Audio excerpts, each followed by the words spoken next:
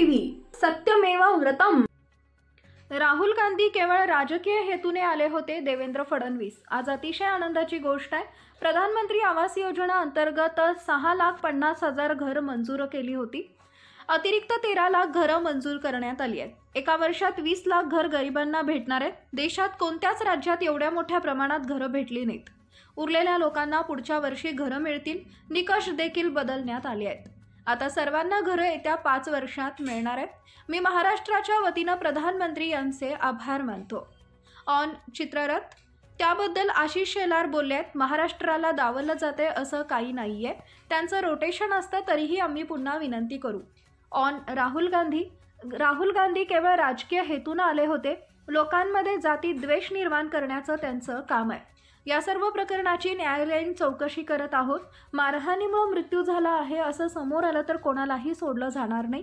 शरद पवारांनी मला या प्रकरणात लक्ष घाला असं सांगितलं। पालकमंत्री पदाबाबत कोणतीही रस्सीखेच नाही। भुजबळ मला भेटले, त्यांनी सांगितलं आमचं काय बोलणं झालंय ते आमचे नेते आहेत। अजित पवार देखील त्यांची चिंता करतात। अजित पवारांना त्यांचा पक्ष राष्ट्रीय करायचा आहे, त्यामुळे भुजबळ यांना राष्ट्रीय पातळीवर पाठवायचं आहे असं बोलणं झालं होतं। भुजबळ आमचे नेते आहेत, त्यांच्याबद्दल आम्हाला आदर आहे। बीडच्या प्रकरणाची सखोल चौकशी सुरू आहे, कोणालाही सोडलं जाणार नाही। अतिशय आनंदाची गोष्ट आहे की प्रधानमंत्री आवास योजनेच्या अंतर्गत यावर्षी आपल्याला केंद्र सरकारने 6.5 लाख घरं मंजूर केली होती। ते टार्गेट वाढवण्यात आलेलं आहे। अतिरिक्त 13 लाख घरं आपल्याला देण्यात आलेली आहेत। एकूण आपण विचार केला तर जवळपास यावर्षी केंद्र सरकारच्या वतीनं महाराष्ट्रातल्या गरिबांकरता, कच्च्या घरात राहणाऱ्यांकरता, बेघरांकरता एका वर्षात 20 लाख घरं देण्याची अनाउन्समेंट आत्ताच केंद्रीय ग्रामविकास मंत्री आदरणीय शिवराज सिंग चौहान साहेबांनी केलेली आहे। महाराष्ट्राला मोदी सरकारने दिलेली ही अत्यंत मोठी भेट आहे आणि देशाच्या इतिहासामध्ये कुठल्याच राज्याला आजपर्यंत एका दिवसात किंवा एका वर्षात इतकी घरं मिळालेली नाहीत। ती 20 लाख घरं आपल्याला मिळालेली आहेत। खरं म्हणजे आपल्या आवास प्लसमध्ये 26 लाख त्या ठिकाणी लोकांचं रजिस्ट्रेशन आहे। आता ही 20 लाख घरं मिळाल्यामुळे आता फार कमी आपल्याकडे त्या यादीतले बेघर लोक राहतील, जे पुढच्या वर्षी आपण कंप्लीट करू शकू। त्यासोबत एक पण नीतीविषयी काही शंका येते का आणि ते तुमच्याशी बोलले, ते तुमच्या असं आहे की पवार साहेबांनी मला एवढंच सांगितलं की या दोन्ही ठिकाणी तुम्ही लक्ष घाला। हे त्यांना सांगितलं, मी पूर्ण लक्ष घातलेलं आहे। चालू आहे कुठली रस्सीखेच पालकमंत्र्याबद्दल नाही। आता आमचे जे काही 3 पक्षाचे नेते आहेत, ज्यांना आम्ही जबाबदारी दिलेली आहे, ते एकत्रित बसतील, पुढच्या 2-3 दिवसात निर्णय करतील। आता मला असं वाटतं या 7-8 दिवसात आम्ही तो हप्ता देऊ। पुढचा आणखी भुजबळ साहेबांचा महत्त्वाचा प्रश्न, ते सकाळी तुम्हाला भेटले, आज येऊन ते नाराज आहेत, ते भाजपमध्ये ते मला भेटले आणि भेटल्यानंतर भुजबळ साहेबांनी तुम्हाला ब्रीफ केलेलं आहे, आमची काय चर्चा झालेली आहे। वेगळ्याने ब्रीफ करायची आवश्यकता नाही। भुजबळ साहेब आमच्या महायुतीचे एक प्रमुख नेते आहेत आणि तिन्ही पक्ष, मग ते अर्थातच राष्ट्रवादीचे आहेत म्हणून तिथे त्यांचा सन्मान आहेच, पण आमच्या तिन्ही पक्षाच्या नेत्यांच्या मनात त्यांच्याबद्दल सन्मानाची भावना आहे। महायुतीच्या विजयामध्ये त्यांचा देखील एक महत्त्वाचा वाटा राहिलेला आहे आणि स्वतः अजितदादा देखील त्या ठिकाणी त्यांची चिंता करतात।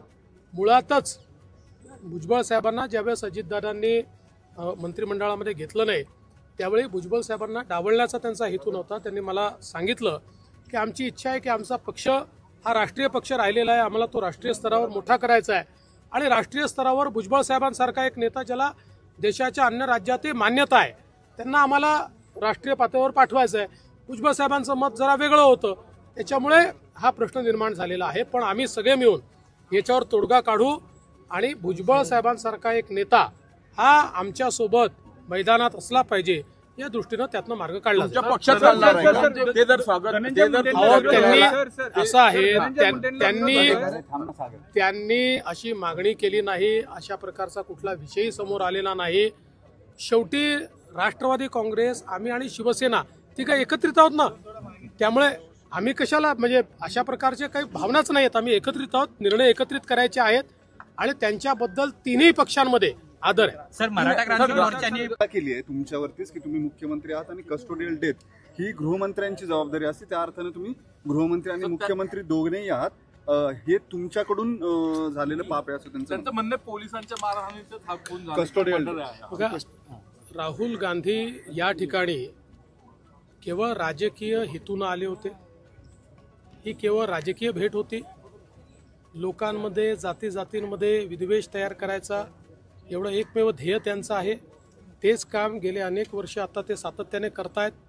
त्यामुळे मला असं वाटतं की त्यांनी हे जे काही विद्वेषाचं त्यांचं काम आहे हे त्या ठिकाणी जाऊन पूर्ण केलेलं आहे.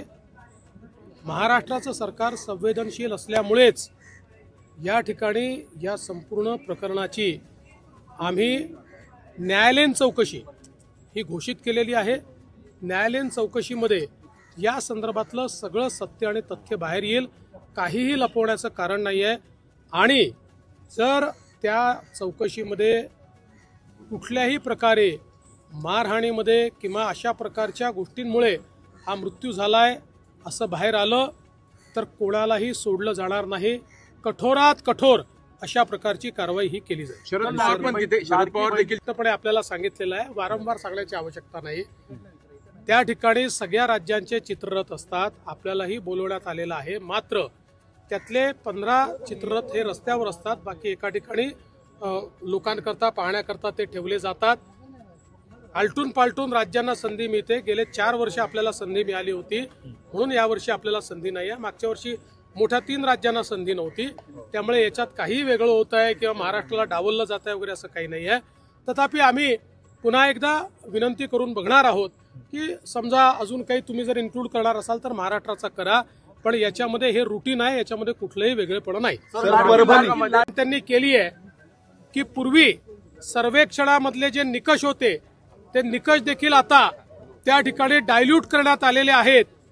ज्यांची नावं सुटली होती आणि जे खरे बेघर आहेत, मग ते शेतकरी असो महिला असो, अशा सगळ्यांना नव्या सर्वेक्षणामध्ये त्या ठिकाणी इन्क्लूड करण्यात येणार आहे. ती जी यादी बनेल त्या यादीतल्या लोकांनाही येत्या 5 वर्षामध्ये घरं द्यायची हा निर्णय माननीय मोदीजींनी केलेला आहे आणि तोच संकल्प आज शिवराज सिंग चौहान साहेबांनी या ठिकाणी सांगितलाय.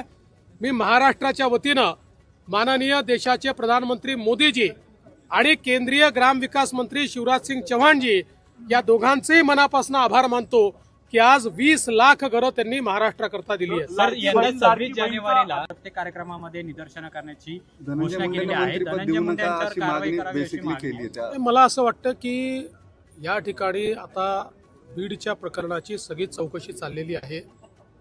ती चौकशी दोन्ही प्रकाराने आपण करतो आहे आणि मी स्पष्टपणे सांगितलं आहे की चौकशीमध्ये कोणीही दोषी आढळला तरी त्याच्यावर कारवाई केली जाईल. त्यामुळे कुठल्याही प्रकारची निदर्शनं करणं हे काही योग्य होणार नाही.